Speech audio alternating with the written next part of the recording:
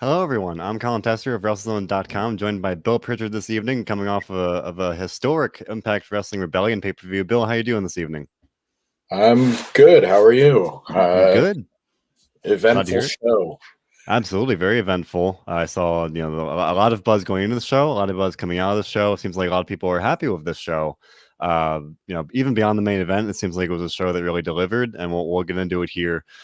Before we do, just to remind you all of this show, like everything we do here at WrestleZone, is available on any number of streaming platforms, whether it's SoundCloud, Spotify, YouTube, Apple Podcasts, whatever it may be. We're available on all those things. So leave a like, subscribe, and the show your support. We definitely appreciate it. So, Bill, the historic main event, Kenny Omega, Rich Swann in the main event here, and definitely just all the whole wrestling was watching for this one, because it was a title unification match for the AEW World Title, the Impact World Title, and you can say what you will about whether or not they promoted the show this match on Impact or on AEW television, but still, this obviously was a very huge match. And now we're joined by Dominic, DeAngelo. Dominic, how you doing tonight?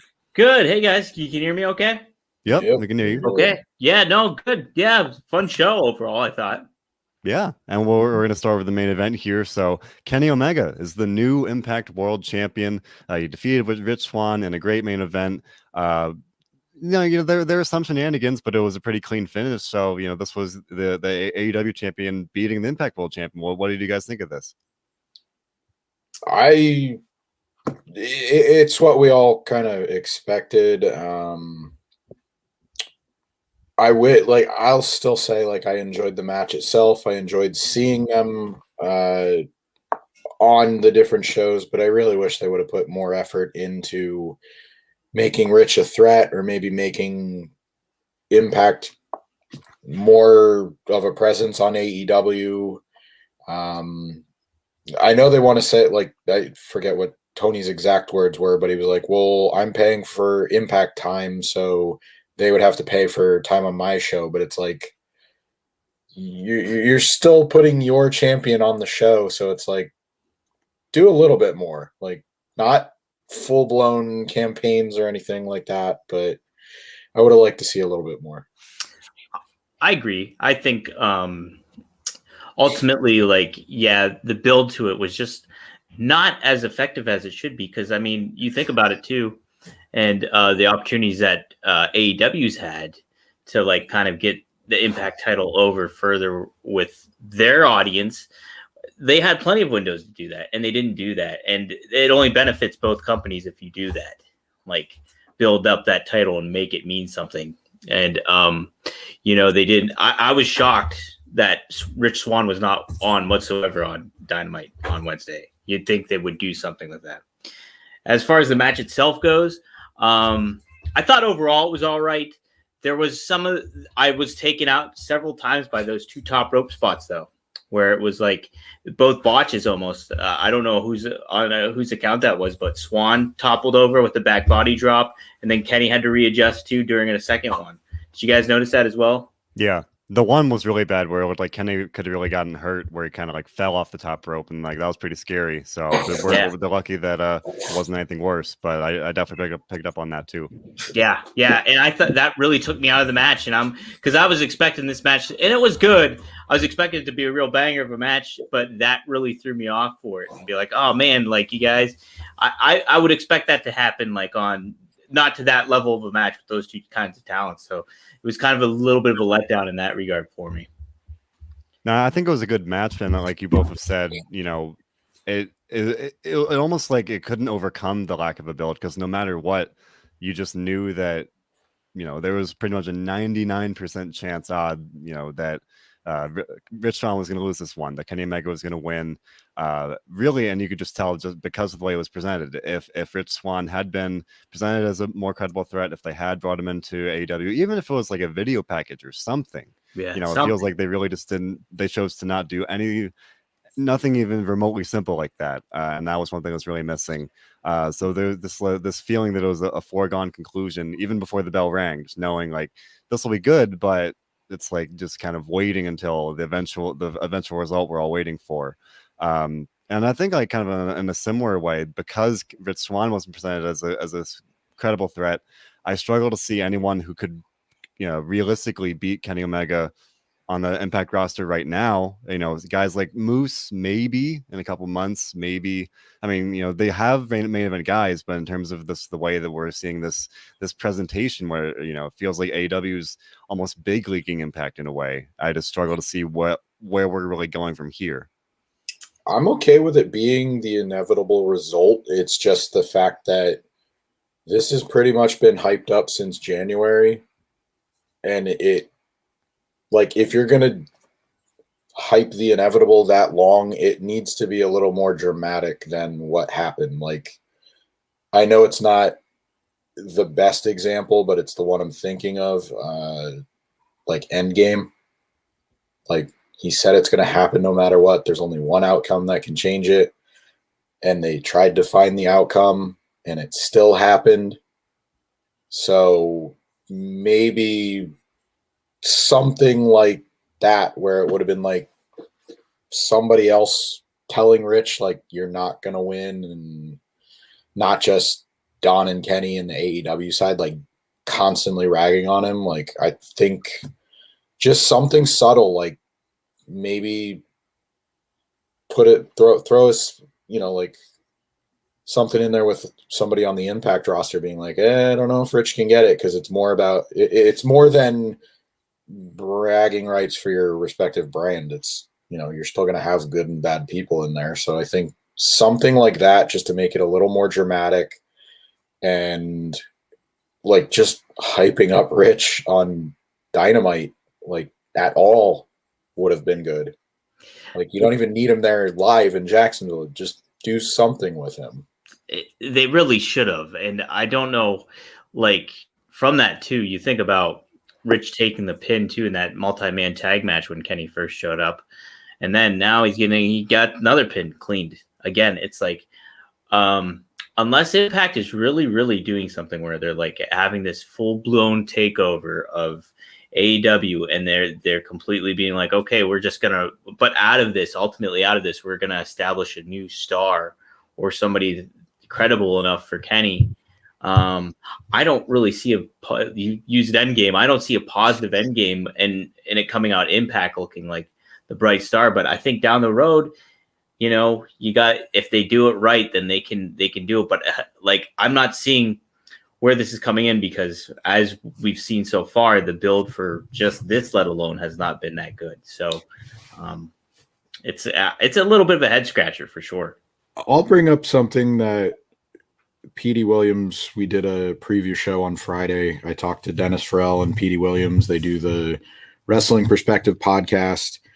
And the idea that this being over, it's not over. Like, they're still taping TV. So who's to say Kenny has the title at Slammiversary? I'm just using like the next pay-per-view where you would expect it to be the next title match. Like, I don't see anybody that could take it from him, but who's to say that somebody can't get a fluke win at the tapings and there's no fans there, so nobody knows about it. So it very well could be a case of he won the title to kind of add to, the belt collector thing tonight, and then he could lose it. But, is that beneficial though to either of them, either promotion? If you do that, like, they have, like, I see the point of Kenny getting all those titles and being like the belt collector, but then you take it away from him so quick. I don't know. It just doesn't seem. I don't know if it was just like a theory we kind of threw out, because it was like, oh, well, we won't see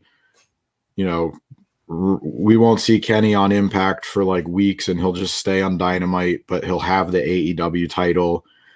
And then we kind of separately discussed like, well, there's still a TV taping, so who's to say he doesn't lose it right back, or not right back, but like whenever that episode falls in place in terms of their television. But right. Yeah. I mean, honestly, the smart thing would be build somebody up to take it from him at Slammiversary, but who's to say he doesn't hold it for very long? Mm-hmm.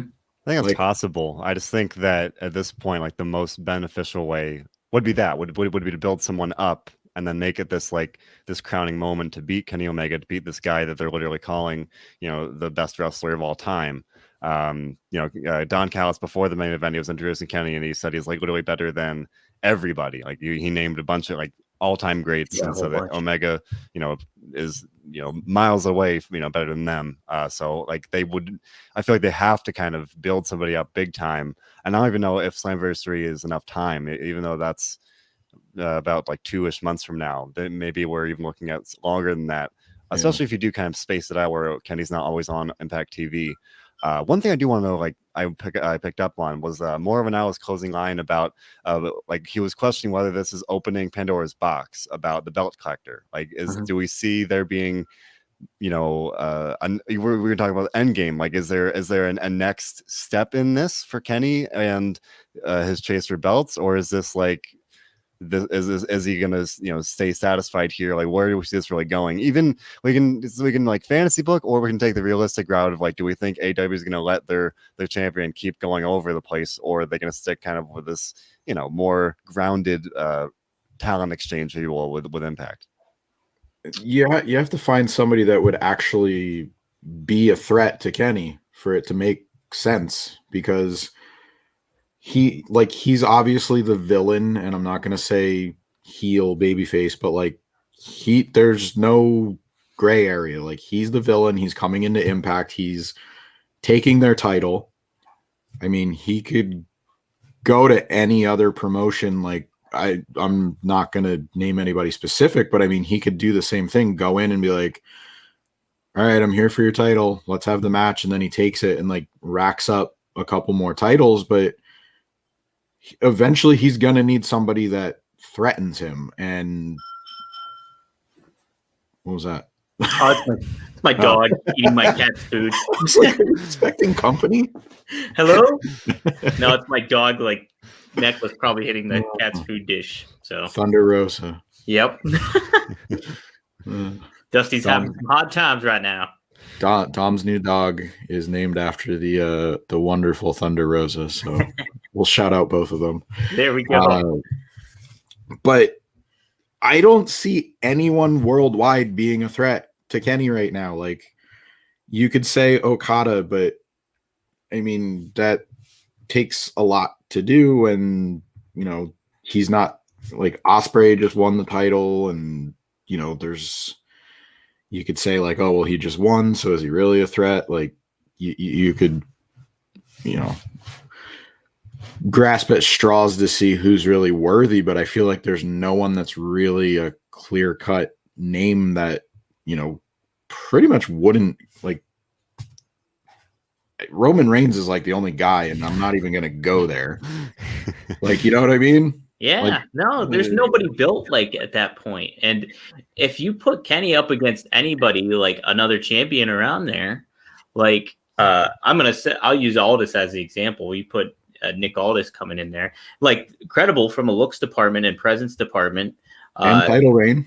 You got the number. It's just that all adds up.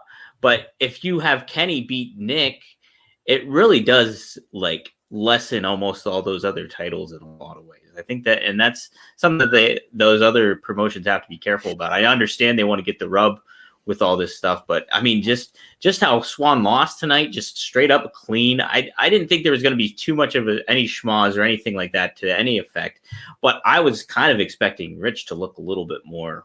I don't know. I thought the thing to do, they put over the one-winged angel so much and protected it so much. Kenny's protected. I thought, hey, it'd be a fair trade if Swann kicks out of one-winged angel, but he gets hit with another one and loses the title. And, I know you want to protect that finisher, but it almost seems like that would have been a fair trade to have, because then Swann would still be okay, wow, he's the only guy that kick out of that. So I don't know. It's a lot. I almost think of it like this, guys, where I look at it, the only route they should really be taking, because I think it's almost this kind of bad, is a Game of Thrones reference where Ramsay Bolton is completely torturing Theon Greyjoy just nonstop and just completely emasculates him, all that stuff. I kind of feel like that's Impact right now, and they need that redemption story of Theon Greyjoy coming back, and they need They need something to get that going again against a big bad. And not that, AEW is the ultimate evil like Ramsey Bolton was, but I don't know. It feels like that's the route they need to take almost at this point. There is one route they can take, and it's not necessarily like the best long-term play of like building a new star. But when Samoa Joe got released, I had this thought, and now we're seeing some support in the comments for it. Samoa Joe, wait 90 days, Slammiversary. We already got the teaser tonight with the commercial. The last year we saw a bunch of the WWE releases show up at Slammiversary. This year they're clearly teasing the same thing. Samoa Joe is looking like the biggest fish in that pond, and a lot of people have connected him to AEW. But because of this collaboration here with AEW and Impact, it's not too crazy to think we could get Samoa Joe here facing Kenny, and then somehow working in this Impact title here. And then you just mentioned this redemption angle. Samoa Joe, obviously TNA original and a guy that really carried the company for years. Comes back and beats this big bad, if you will, and Kenny Omega. I think there's something to that. Even if it's as a short term story, that sounds pretty good to me. Yeah, no, that's a great way to do it. Actually, that's a really good way. Yeah, get Samoa Joe in there. It's just such a huge name cachet. And heck, if it's AEW that actually signed him and then is going to bring him in later on, it's still worth doing that. Like, I think it would be just creating a very engaging storyline. So, yeah, that's a good way to go about it. Yeah. I don't know if I don't know. I feel like we're all kind of like, oh, yeah, what do they do next? But none of us have a clear idea. I think that's like kind of the one that's like, all right, it could work, but they certainly have some work to do in the next few weeks, few months. I guess we're going to get somewhat of an answer on Thursday, but one thing we can talk about is what I thought was a surprise. FinJuice retained. I'm not going to say I was completely surprised because I brought this up before, and again, cheap plug for the preview show, but FinJuice retaining opens up the possibility that they could take the titles back and potentially defend them in Japan. They could potentially get another Impact team over because the Good Brothers are a well-established team. They don't they could use it. They do good with the titles, but they don't need it. Like the win of an up-and-coming team like could catapult you into the next level. I mean, I like the move. Like, I'm glad this wasn't just kind of like a 1 month or 2 month thing, whatever it's been. And they have great personality. I thought this whole feud, the both teams really, really meshed well. So I liked the match. I liked the feud. It wasn't the main event, but I mean, this could have been a main event on any other night with the title. The Kenny Omega and Rich Swann match wasn't on tonight. I thought it was a good match too. And I think, I thought that was the right move to keep it on them. And I think it more sets up to like, Impact only has the X Division title and the Knockouts title and the Knockouts tag. So they're missing 2 titles right now. So I think it maybe plays into what we were talking about earlier, where like a redemption thing or something come back where like Impact's back on its heels. And something needs to go down and happen. So, and FinJuice being able to take those titles and defend them in Japan, it kind of gets that good crossover promotion kind of vibe happening a little bit more further with Impact, and not just like from an AEW standpoint, but more on the New Japan side of things. And that's only beneficial to Impact, but you've got to get Impact some credibility here. That's the problem, I think, with it all. So. Good match though. Not sure if I would call it. I still don't know. I'm still even trying to formulate what's the match of the night for me. But I don't think that was it, but it was still a good match.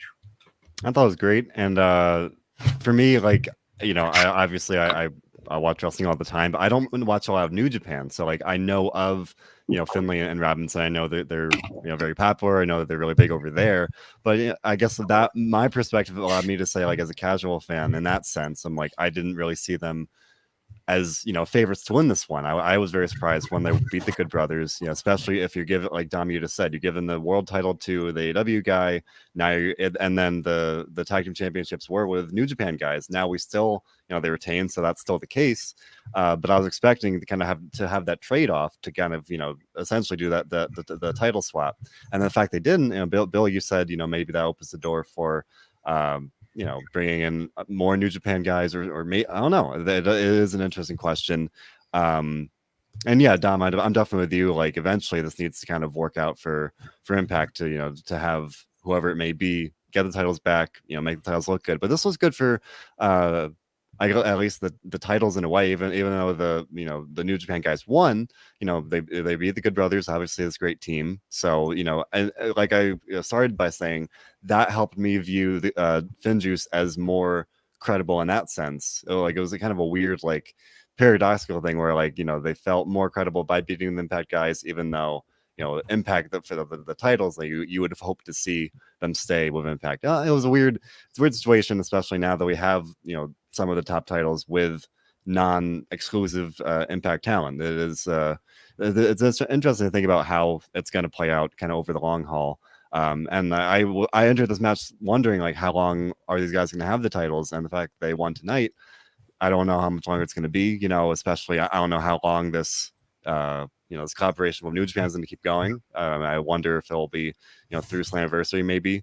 But no, I thought it was a good match, and I thought it was a good way to kind of add even more legitimacy to FinJuice here. But another big surprise tonight, there were a couple. We got the return of Big Cass. Colin Cassidy came out in the 8-man tag team match. He was the newest member of Violent by Design. Eric Young was injured, so he chose Big Cass as his replacement, and that made all the difference. Big Cass picked up the win. He pinned Willie Mack, former X Division champion. So I mean, Big Cass looked great. He's been really on the road to the Word of the Night's redemption. He's been, definitely this big redemption story. I thought, this is a great moment for him. He's been doing some work in a couple promotions, just kind of getting his feet back in the water here. But now he's back. Impact Wrestling. It's a very exciting time for them. And this is a good spot for him. Violent by Design. Pretty featured stable here. I thought he looked great. I thought this was good for the stable. Add even more, like, this big menacing guy for them, kind of an old school style thing here. But I like this a lot. I was very excited to see this, and it was a nice way to kind of add even more electricity to the show. Bill, what did you think? I'm so happy to see him back. Like, he looks great. The smile when he came out, you got to think that's genuine. I won't really, maybe, I don't know if I'll go as far as saying that he is in Violent by Design. I'm thinking maybe this was just a natural way to get him on, but I kind of want to, like, this is like total armchair booking, but like, I want to see him fight Joe Doring. Yeah. I think that would just be a fantastic, like, hoss fight, big sweaty men slapping meat. But yeah, like, tonight he managed to make Willie Mack and Joe Doring look small. Like, he dwarfed everybody.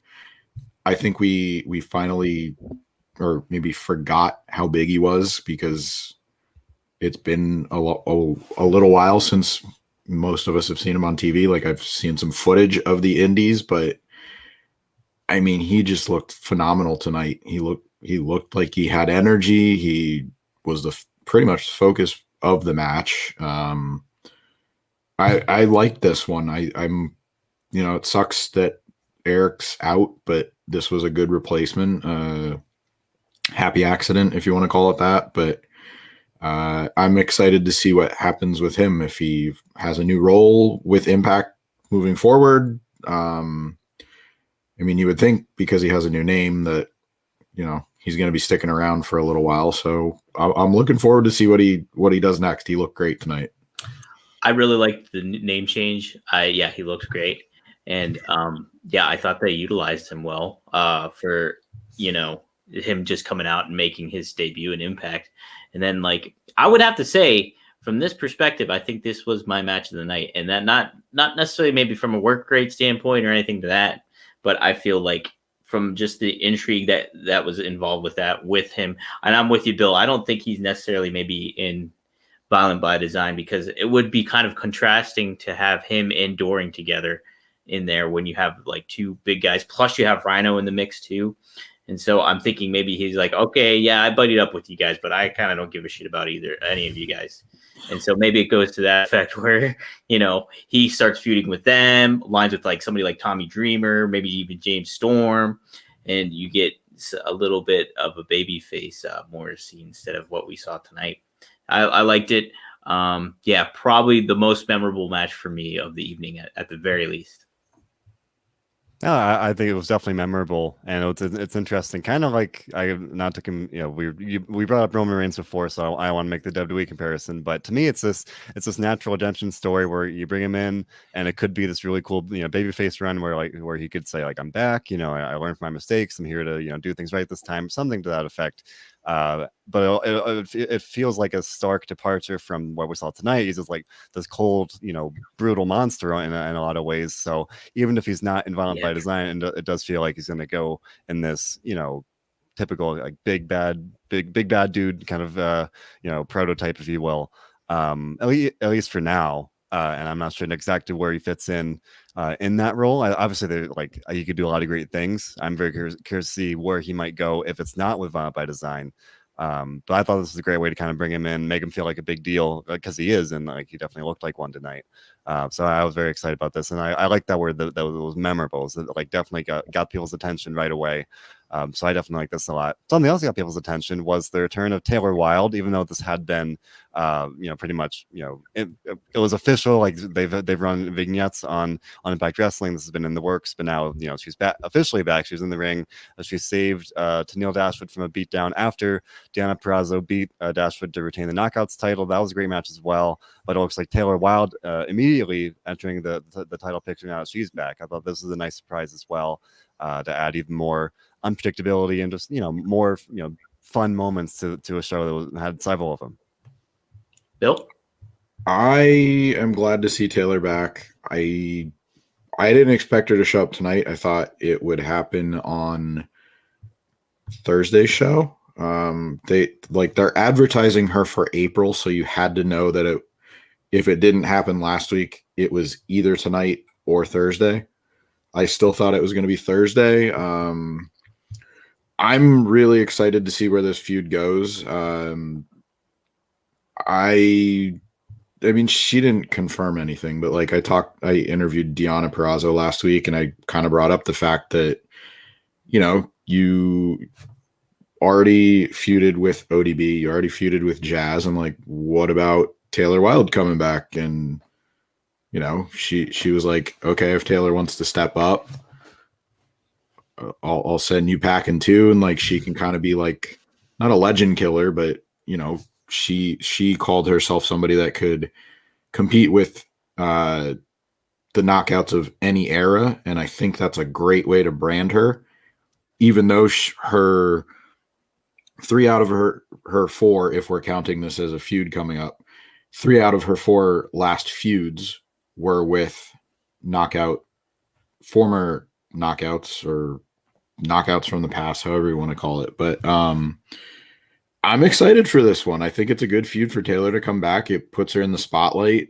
and it gives Deonna a chance to prove herself against somebody that, I mean, Taylor left wrestling for a while, so it'll give Deonna a good test and see how she works with somebody who perhaps has ring rust or whatever, just isn't used to being in the ring as much as somebody else, even though I think they're both going to be incredibly in sync with each other. I think, they'll work well together, but I kind of want to talk more about the match itself, because I feel like this was probably the best match on the whole card tonight. It's good, yeah. I'll go that far. They beat the crap out of each other. It was not as technical as I probably thought it was going to be. I thought we would get maybe some mat-based stuff and more Tenille following Deonna's lead with some chain stuff and more of her wrestling. But I mean, they were just slugging it out and kicking each other, and I love this match. like I said, I don't know if I didn't think like the run-in at the end was going to happen. It was kind of out of character a little bit because it kind of turned Tenille babyface a little bit, even though she's not. But the match itself, like, home run. Yeah, both talents are really good. Deanna's, one of the best women's wrestlers there is right now going. And, Tenille's always been a good talent. So them working together, it was really cool to see.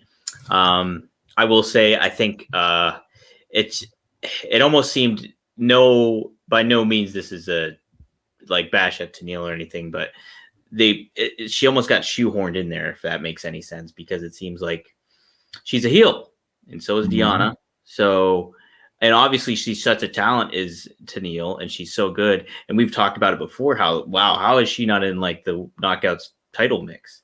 And this just kind of seems like, okay, we need to put somebody in here for now. And so from that perspective, I was just like kind of still a head scratcher. And like, even after the fact, Tenille was almost forgotten about because of the return of Taylor Wilde at the end of the match. By no means am I bashing that, because I think Tenille's awesome and I think she should be in that contention. But it speaks to what we were talking about with the build of Omega and Swann. The build for Tenille in general to be put to that level was not up to snuff as to what this match delivered on, because this was a great match.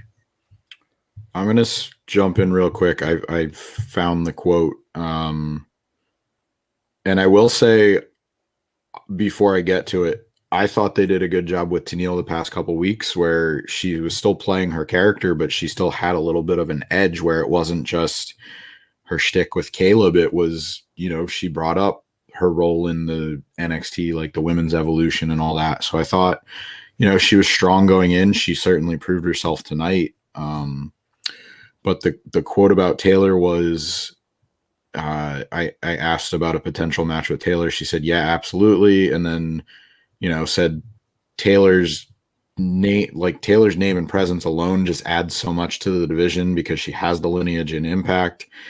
And then she said, she retired Jazz. We haven't seen ODB much since I beat her. So if Taylor wants to be next in line for the career killer, I say bring her on. Well, there you go. Now we got our answer. So, yeah, I like the match. I don't know what else we can say about the women's title match. I think it was all well received all the way around. The women's, the Knockouts tag team title match, I guess we can move to next, which was probably another surprise to some, where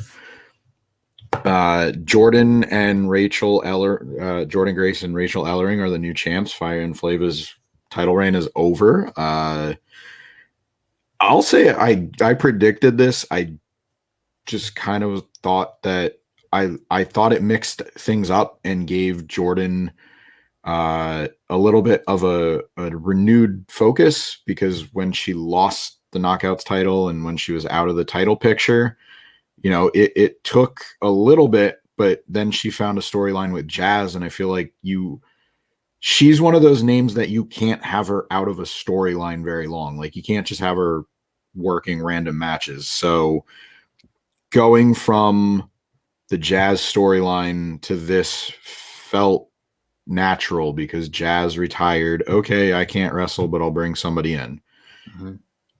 I mean, it could have been anybody. I thought Rachel was a really great surprise, so good on them for getting her in. And she's another one of those names where, didn't really get a chance to do much in NXT in the WWE system. So she has the lineage. She's talented. She's a fresh face. She has a following. Like, there's all of those things that make her a good partner for Jordan, and just, a new addition to Impact itself. I'm excited to see what they do, just because, one more time, we talked about it on the preview show, cheap plug. Everybody's majority of the time don't like the thrown together teams. It's always like you want somebody with history, continuity. They already got rid of Havoc and Nevaeh, so there's one team gone. Fire and Flavor is the only like legit consistent team in the division. So I think we get a rematch, but then after this, I think, Jordan and Rachel was the exception to the rule. So I'm hoping maybe we get another team that challenges them if it's not Fire and Flavor, but I think it was a great way to introduce Rachel.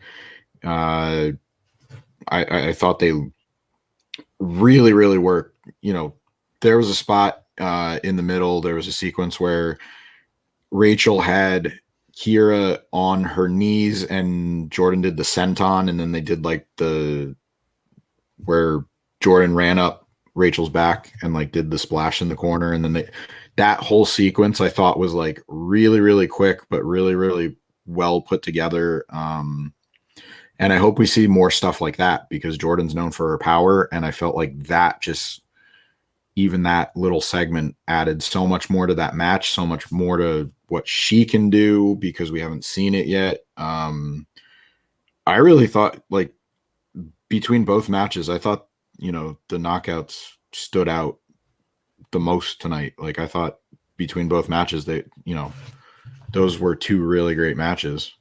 Yeah, both very solid. Colin, what did you think? I thought this was great, and this was really just women's tag team wrestling, or even just tag team wrestling at its finest. Bill, you mentioned that one spot in the corner, and even for this like thrown together team, they seem to work together very well.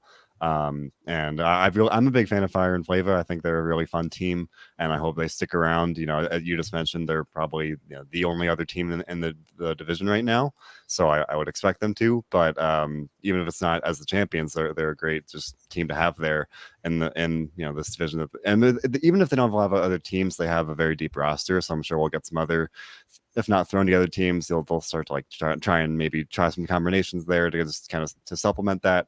But I thought this was really great, and I think it's just interesting to bring in Rachel Ellering in this spot where even like if you're aware that she's been in NXT, if you're aware she's kind of been, if she has a following, at the same time she is a very new face, so it's like this kind of almost like it's kind of sink or swim in a way, where like you're bringing her in and like right away, giving her a title and kind of seeing what she can do with Jordan. And I'm looking forward to seeing, if how it goes. And I think it's a great spot for her. And you mentioned Bill, Jordan is definitely someone that needs to be in a storyline that you can't just have her sitting on the sidelines. So I'm glad that she's getting the spot here. And Jazz's presence was a natural kind of, you mentioned that storyline, so that was a natural like way to kind of connect to that, so to make that even more natural. So I like this a lot, and yeah, I think this is just a great way to kind of bring somebody new in, and just the sheer association with someone like Jordan is a great way to kind of to boost her up even more. Yeah, I'm with you guys. I think they're almost a very like organic and natural fit as a tag team. Like, even though they're just got introduced with one another and everything, I feel like just their looks, like, they're both powerhouses. Rachel's even a little bit taller, so I think they really complement one another well. And the issue is like what we were saying was the lack of tag teams that the Knockouts division has. So you got to work on that. But ultimately, yeah, this was a good match, and I thought Grace and Ellering did a very good job together, and obviously Fire and Flavor did a very good job playing for them too, like, and getting them over. So yeah, it was a good match. Yeah, and yeah, I think ultimately, like, the Knockouts overall had the rock solid aspect of the show going from a ringworks perspective. Mm-hmm. I don't want to be that guy, but we've been talking about the lack of depth in the women's tag team division, and there are two women that just got released by WWE, formerly known as Peyton Royce and Billie Kay. Slammiversary right around the corner. They're teasing bringing in ex-WWE names. Maybe we could see them show up, if not at Slammiversary, shortly thereafter. And that's a great way to kind of instantly, not necessarily solve the problem, but that's a pretty darn good Band-Aid solution if I'll say so myself. Yeah, I'll agree with you there. At least they're an established team. They don't have any footage to tease them like they did tonight. But I think that would be, a smart decision if they're not already calling them to see what their plans are. I mean, I think they should at least look into it. If not for the reasons we just kind of briefly went over, there's no established teams besides the ones that just lost tonight. So, yeah, I think, everybody that got released should be getting looked at. Like we talked about it since it happened. It's a really unfortunate situation, but hopefully all of these people can find jobs and there's a, silver lining, I guess. I feel weird saying that, but look at how last year's Slammiversary turned out, and they're already teasing this year. The world's our world's changing again, and they featured Samoa Joe, Chelsea Green, Mickey James, Okada, Muda, and Naito. So 3 WWE names, 3 New Japan names, or just. There's a lot that you could take from that. I think the obvious thing they wanted you to take from that is Joe, Chelsea, Mickey. I think you could tell that they used Joe a lot more in that, and they led with him, so they want you to think that immediately. Yeah.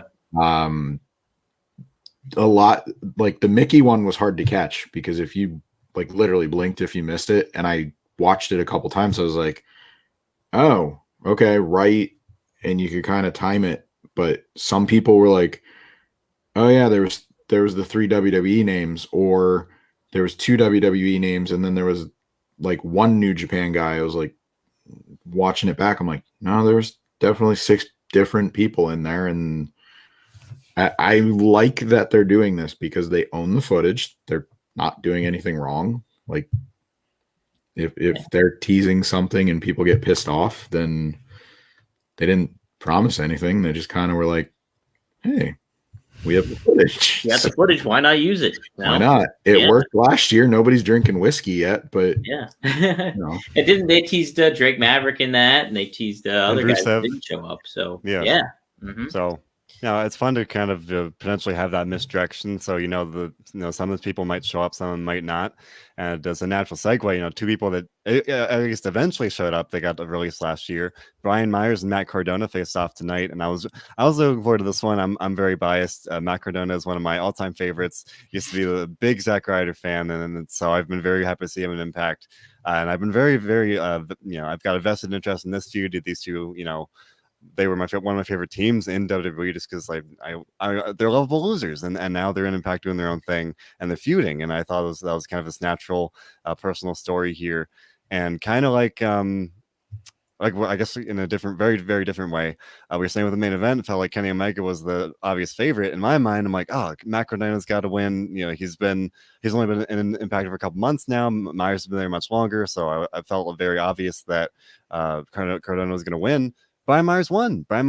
He cheated, basically, although they had this seemingly, storyline injury spot where Ryder went for the radio silence and he tweaked his knee, and then Brian Myers pretended to help him up like a friend would, stabbed him right in the back and laid him out with 2 roster cut clotheslines. So Brian Myers showed up to win. This definitely seemed like, one step in this feud. I would definitely expect to see Matt Cardona get revenge eventually, but I thought this was a lot of fun. Obviously, these 2 guys, best friends in real life, they're going to go out there and put on the best match they can.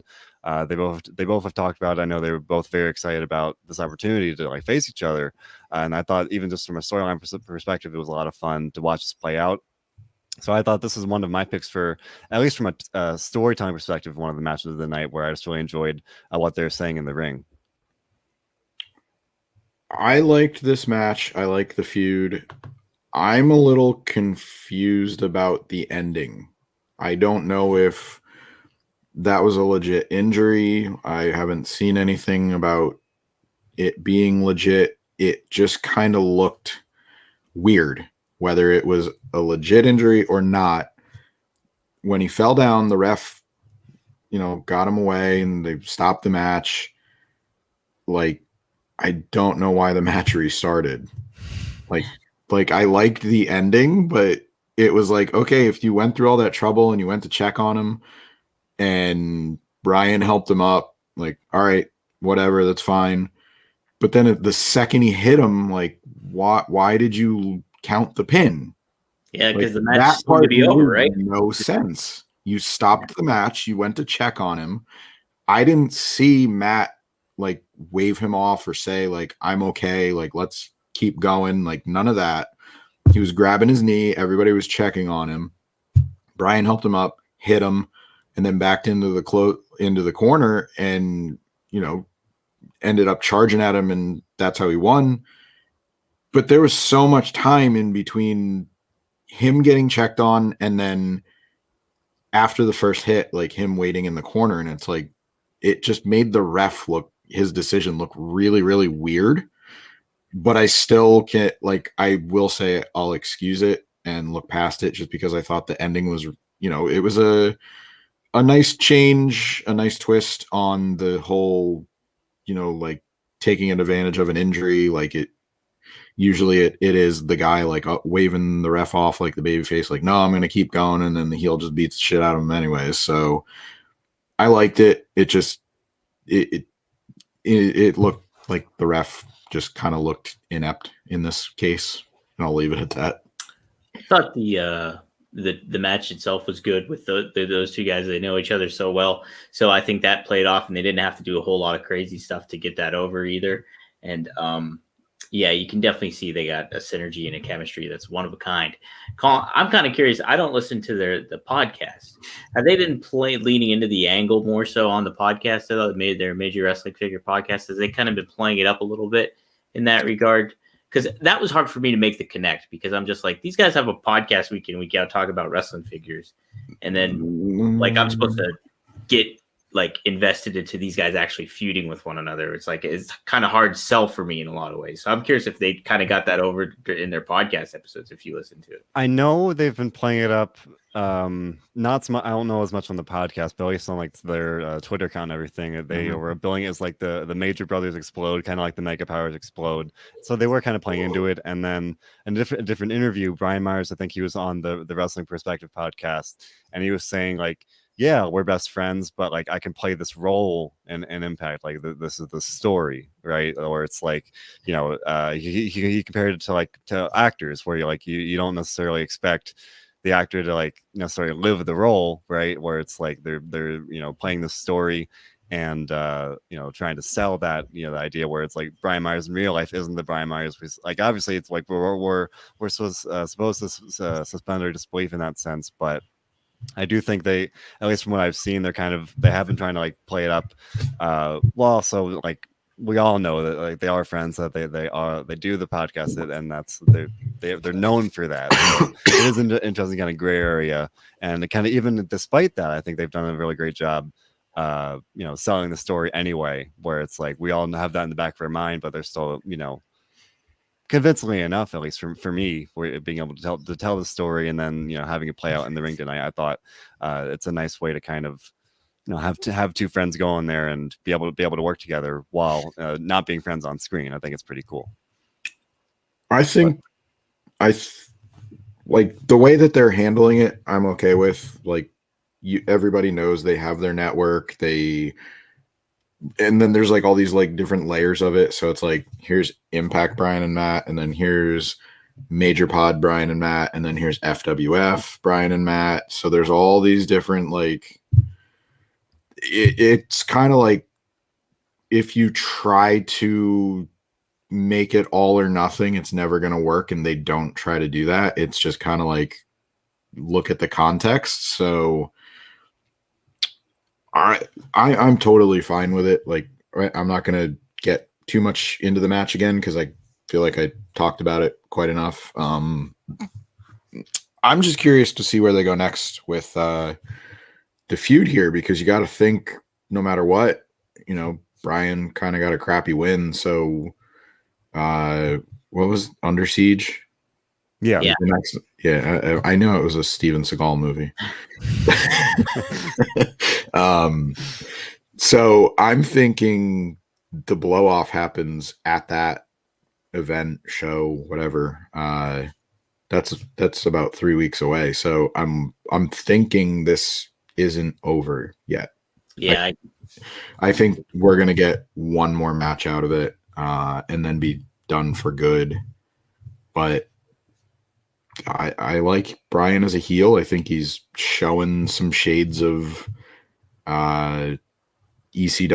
They definitely made mention of the Raven pose, and he's been influenced by Tommy Dreamer. That's very evident. Yeah, we'll see. We'll see where it goes from here. I just hope he's okay.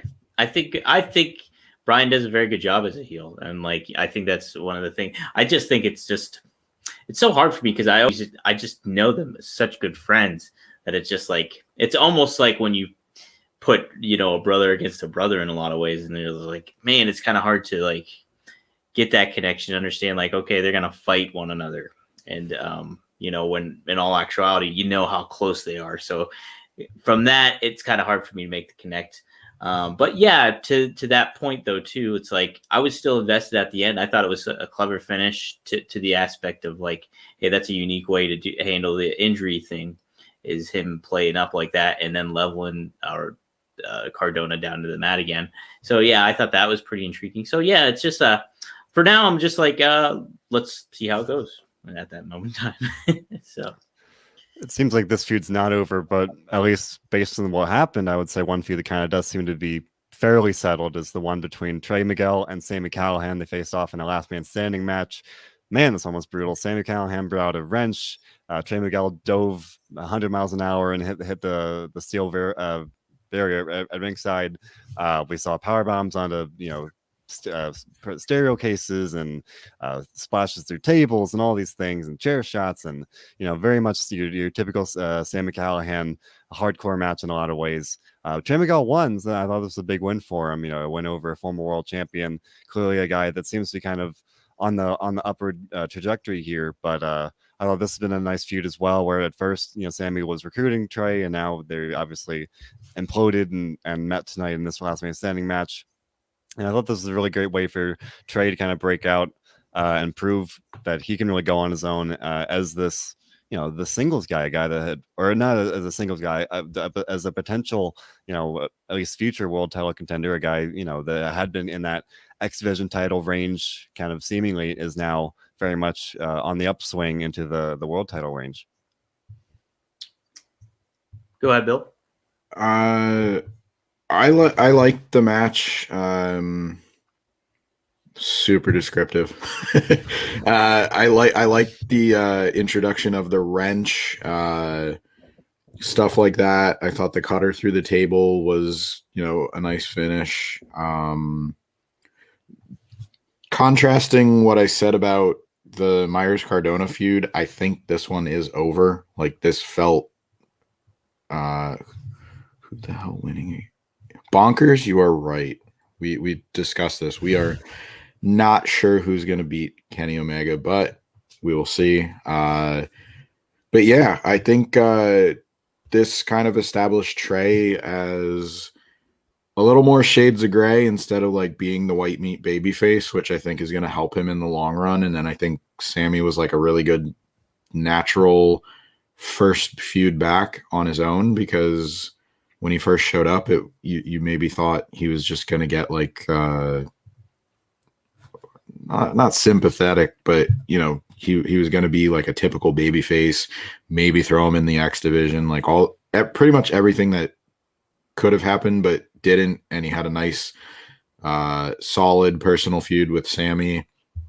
They've had a few run-ins before this, so I really think this one's over. But I mean, when you put Sami Callihan in a hardcore match or any kind of street fight, he's going to bring out the best in himself and his opponent. I think they did that here. So I enjoyed this one.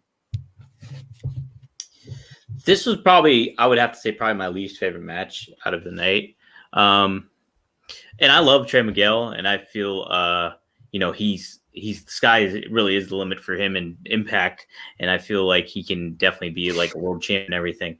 But I don't know. It's just like, yeah, I think Sami. It's just, it seems like when you see those kind of matches, you see them all, and it seems like he just, I don't know, kind of tries a little too hard with these hardcore matches, and it's I thought some of the spots are pretty cool and certain things like that, but it was just hard for me to really get into for it's just it just seemed like a stopgap kind of thing for Trey Miguel. It made sense that they would feud with one another, and it did make sense for that perspective.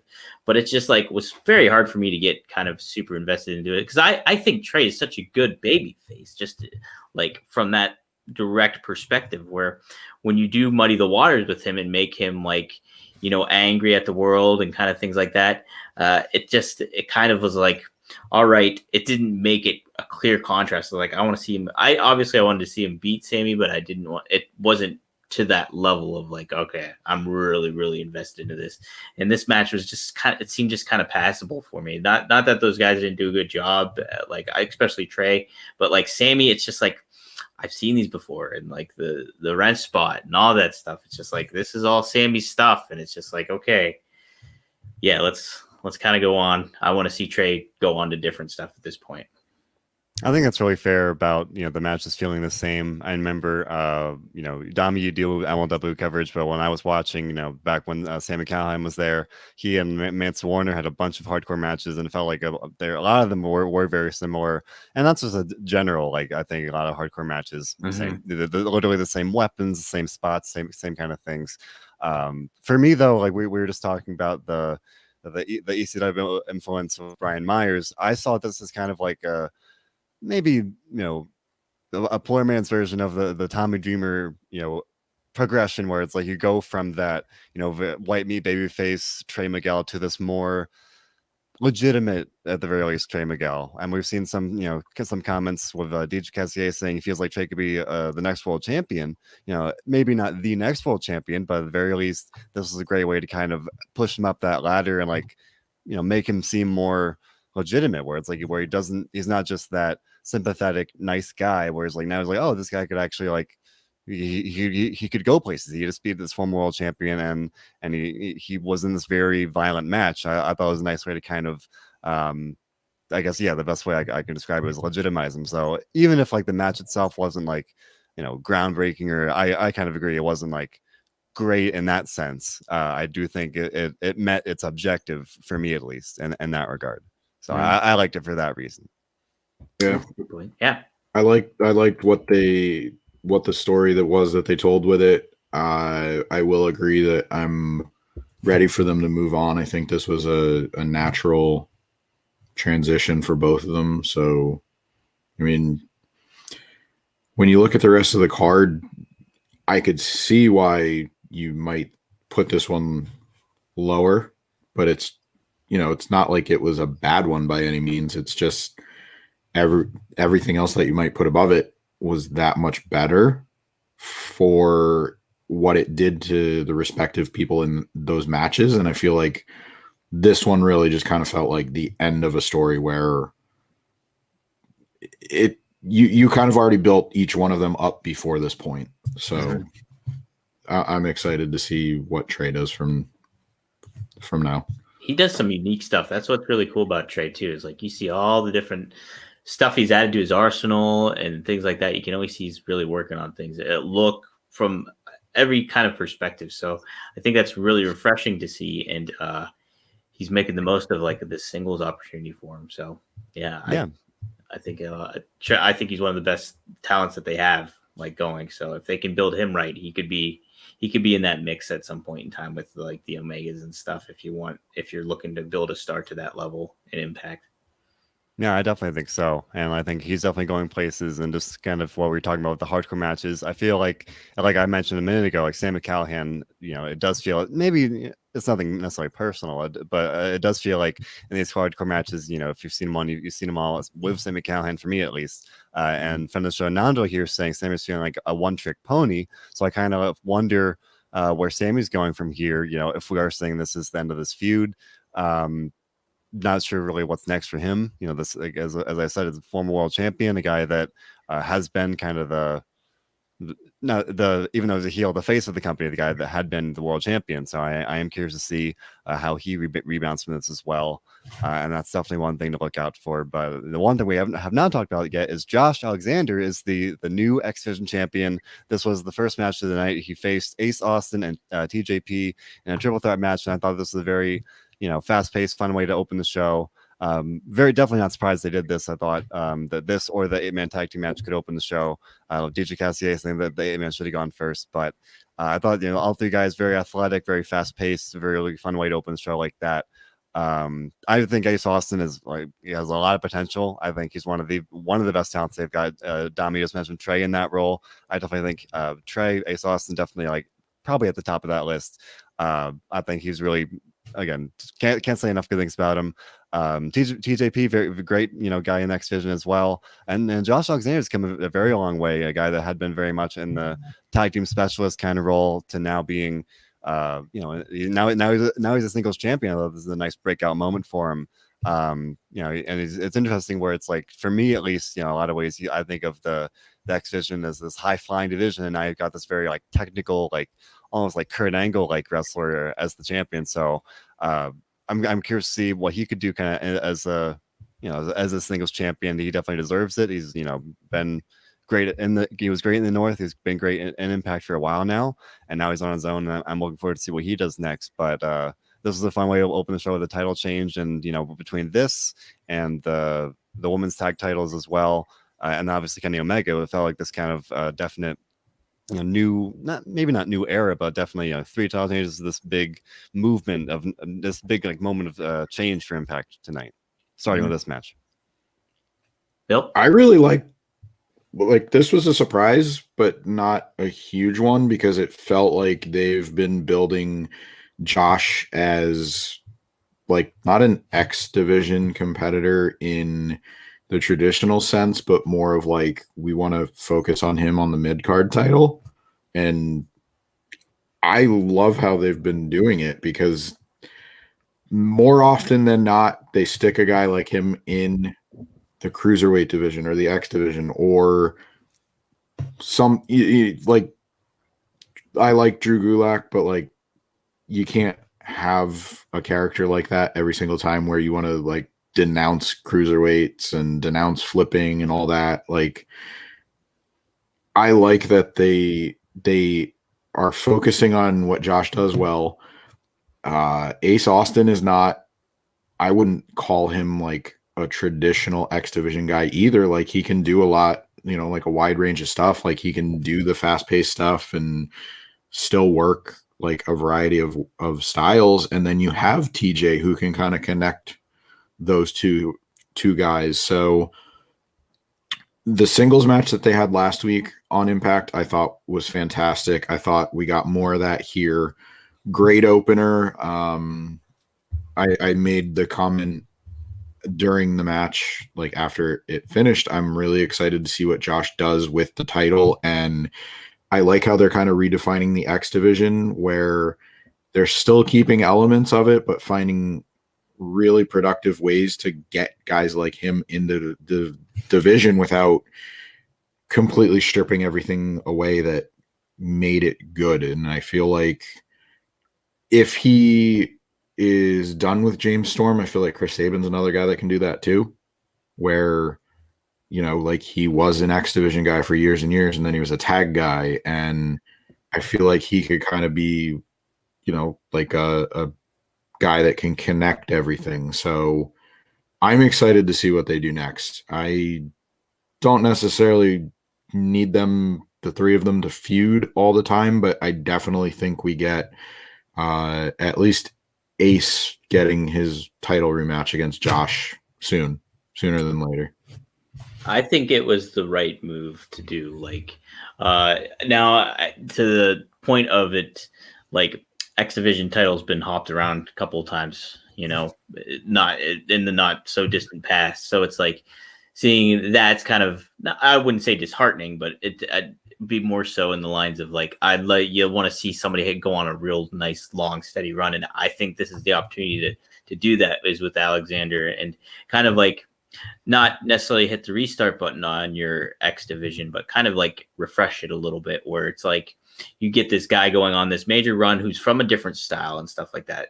And then you could have him get in the mix with all these. And I think I thought the match was great. I thought part of the detriment to it was that it's super fast paced in a lot of ways. And I think like Alexander, when he was doing like some of his certain mat work and they started doing a little bit more of that, the pace got slowed down and I got a lot more invested into how they were telling the story of the X division, like in these three guys vying for the spot.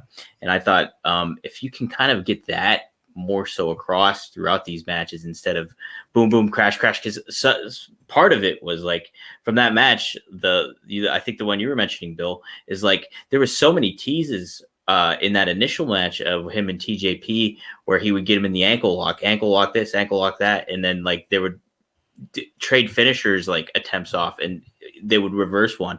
They did that a lot in this match too, and it's just like a lot of it's just like a lot to take in, and you're just like, okay, well, this guy hit him, so why isn't he still feeling the effects from that? But they would just reverse one another over and over again.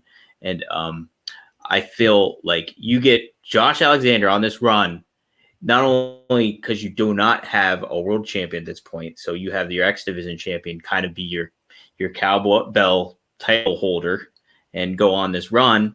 I think you can really build that back up and make the X Division title something more notable again with this. This is a good opportunity not only for Impact, but for Alexander too. Yeah, I like the idea that it could be this chance to kind of diversify the X Division title, and like I said, I still associate it with the high flying offense. And now that you got Josh Alexander with more technical mat based offense, I think maybe there's something we said for like not rebranding it as much, but this like redefining the X Division, where it's like the X Division not being the high flying division, but the X Division isn't like the X factor, or like the champion has the X factor, the it factor that they have. It's somebody that the company supposedly, thinks highly of it as a, we're just talking about Trey as someone that could be in that, future world title contender, maybe Josh Alexander is in that role as well. I think that there might be something interesting about that, but I think I'm very excited to see what happens with that. But overall, I thought this was a really fun show. Every match delivered, even like I said, if we look at, let's say, one of the weaker matches on the card with the last man standing match, I think that for me, it still delivered on the purpose of like kind of legitimizing, toughening, I guess, for lack of a better word, Trey Miguel. So for me, if I were to rate it out of a 10, altogether, I would probably give it probably like an 8.5 for me. I had a good time watching it. It was a fun show. Actually, okay, I'll backtrack. I'll go for an 8 because just because the lack of a build for the main event, even though it was a great match, like, it was just really hard to get truly invested when I knew the outcome was that inevitable. So I'll go for an 8, solid 8. How about you, Bill? I'm gonna go 7, only because it was a solid show. I'm looking at the title changes, keeping in mind that Kenny winning was inevitable. I would probably go as high as an 8 if I had to, but I thought it was a good show. Nothing crazy good or shocking or anything. Like, I feel like there was some nice surprises with some of the title changes, and it was just, a solid show overall. I don't think there was anything glaring that I didn't like. It's just, I feel like it was consistent with what they present on TV each week, and bringing it to the pay-per-view. So I would, now that I'm thinking about it, I'd probably give it an 8. Okay, yeah, I'm more so, I think I'm in between you guys. I'll give it a 7.6. Really, to Colin's point of the lack of build for Swann being the champion and him defending it against Kenny Omega in the title versus title, I think that really kind of played down a little bit. But overall, like, no, there wasn't a bad match on this card. Like, all the matches were pretty darn decent, and so from that perspective, it was good. Morrissey showing up and making his debut, I think was very memorable. I think, we run into that problem though of like, okay, who's going to step up next to Kenny Omega? And all I can really think about for that to have pack such a punch at this moment in time would to be have an established guy that from Impact. So like what you're saying, Samoa Joe, like a James Storm, Chris Sabin, somebody like that you get mixing up with Kenny, and like not maybe necessarily unseat him, but certainly give him a good feud to have in Impact while he has that title. I mean, but otherwise, like you see somebody like, could you imagine like somebody like a James Storm winning that belt and then like bringing it back to Impact? It would just kind of make sense. And then you can kind of get back to your rhythm of what you want Impact Wrestling to be going forward with a new star as well. So I don't know, but overall decent show. The build is what affected my rating. So 7.6. That's right around where some of the viewers are chiming in. Friend of the show, Nando with a 7.9, DJ Tessier with a 7.3, and Stephen Chambers with a 7.5. So it feels like, overall the consensus is, roughly 7 to 8 range there, which is, I would say averages out to a pretty solid show. And definitely, I think potentially kind of 2-3 months down the line, we'll look back on this with hindsight, be able to really judge it more clearly, where it's like once we kind of see what happens with Kenny Omega, once we see what happens with just kind of a bunch of the question marks coming out of the night, will be a little easier to judge. But in a vacuum, I definitely enjoyed tonight's show, and I'm looking forward to seeing what happens next. You have to think they have a plan, right? Like Impact has there's something to this. Like you want to believe that, like, because it's like, okay, we're waiting for what's next for these guys. Where are they going to get their at bat? They're going to get like at least a double or a ground rule double or something going on. I don't know. You certainly hope so. You want to think that, but then they need to be really careful that at some point people don't start tuning out, because they just continue to get rolled week after week by whether it's taking the pin in the 6-man tag match, whether it's Tony Khan's paid ads, which, I mean, they went from being like clever and delightful to just straight up digs at the other company. And they're still funny, but like before it was kind of like, oh yeah, I'm showing up, like helping out, keep the lights on. And then it's like, like the stuff where Brian Cage is on the football field and they're like taking shots at like who used to work there. And it's like, they're still funny because you're surprised that they're saying that stuff. But I mean, the whole point is you're supposed to promote yourself and who you're facing off with. If you continue to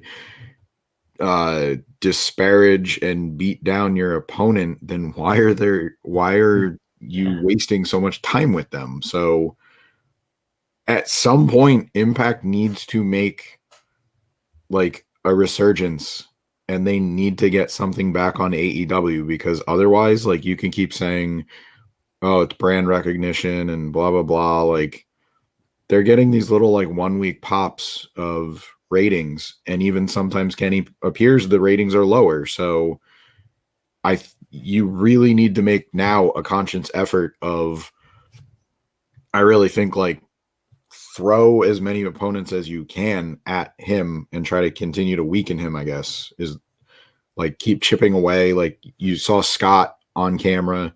He looked disappointed. I feel like that could be leading to something where he's like, all right, all hands on deck. We took it lightly. We tried to be fair.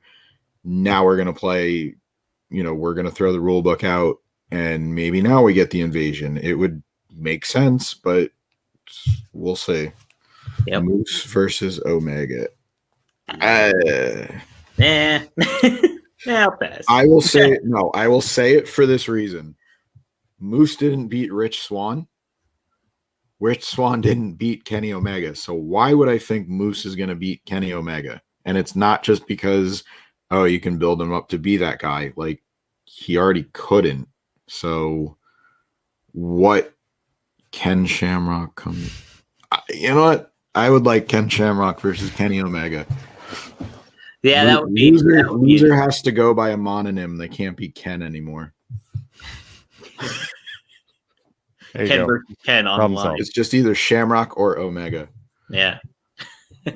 Joe versus Omega. Yeah, we kind of like that idea. Kind of depends on who he signs with, though. Like, obviously, he has history and Impact, but AEW could probably make him a really nice offer. So, well, that's what I think, though, too. Is if AEW actually signs him, you could have him represent Impact first and be like, "Hey, this is the Impact guy," and then he eventually comes over to AEW. But would you tell people that? Because if he signed, I wouldn't tell them that. I would be like, "Okay, hey, he's with Impact." Because they're gonna what I'm saying is like they're gonna do the Samoa Joe's All Elite, like the social media blast. It's gonna get out there. So, how much of an Impact guy could he really be if he is under contract? Like, I know they did that with Serena Deeb, but it's not like, it's a little bit different. So, I think they would have to make a compelling story as far as, okay, if Samoa Joe's AEW, why is he fighting over the Impact belt with Kenny Omega? Why isn't he fighting over the AEW title? So I think if you work that part out of it, I think it would be okay. But yeah, we'll see what they do. We got to wait until Thursday. I don't know. I think we all enjoyed the show. I think we've talked about it enough, and everybody's in agreement that Impact needs a backup plan now because Kenny's their champion, but they need to do something to get the title off of him because he's not an Impact guy. So, and at this point in time, like any of their new stars, I don't think are to the level of Kenny. Like it's almost like, yeah, you have to have an established Impact star that's been around for a while to go up against him right now to create a little bit of intrigue, because at this moment in time, I'm not feeling anybody that's like, like we've been talking about. So, all right, I think any closing thoughts on the show or where they go from there, or you think we covered it all? I think we covered it all. Obviously, we'll be excited to see what happens next. And I'm just, it was a fun show, and I'm hopeful that, like I said, 2 and 3 months we can still look back on it and enjoy it, and that whatever the plan may be, I hope that it works out and then it's beneficial for everybody. But that's obviously just a matter of having to wait and see. Yeah. Perfectly summed up. I will say to everybody watching, thank you again for supporting us. Colin and John will be back for Raw tomorrow night. Check out our interviews we had the past week. We had a huge week. I'm trying to go backwards to the earliest, but Dak Draper, we had Deonna Purrazzo, Don Callis, DePope, Trevor Murdoch. We had a bunch, so much content that you guys could check out that you whether you watched it leading into Rebellion or not, it's all still relevant. A lot of great talking points. Again, yes, and prayers go out to Mongo. That was really unfortunate learning about that, but you can support him. I know he has a GoFundMe, and then they're doing the Team Mongo bracelets. So thanks for mentioning that, Stephen Chambers. They're getting close to that. GoFundMe's getting close. Last time I checked, they were over the halfway mark at it. So that's pretty awesome. Yeah, that's good to see everybody coming together. Good to see the positive in wrestling come out. Thanks again, guys. I will say enjoy wrestling. Thanks for sticking with us, and we'll see you tomorrow. Thanks, guys.